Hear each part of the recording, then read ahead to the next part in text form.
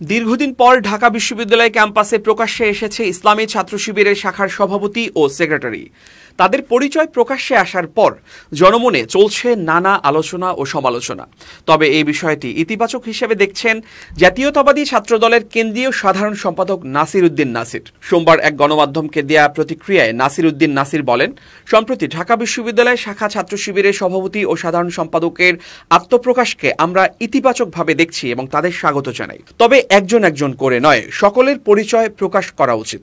আমরা লক্ষ্য করেছি, প্রথমে ঢাকা বিশ্ববিদ্যালয় শাখা শিবিরের সভাপতি সাদিক কায়েম ও পরবর্তীতে সাধারণ সম্পাদক এস.এম. ফরহাদ সামনে আসেন। তিনি আরও বলেন, গোপন তৎপরতার মাধ্যমে কখনো জনসম্পৃক্ততার রাজনীতি সম্ভব নয়। গোপনে এক দলের নেতা হয়েও প্রকাশ্যে অন্য সংগঠনের পদবি ধারণ প্রতারণামূলক আচরণ, যা ছাত্র রাজনীতির সঠিক চর্চা নয়।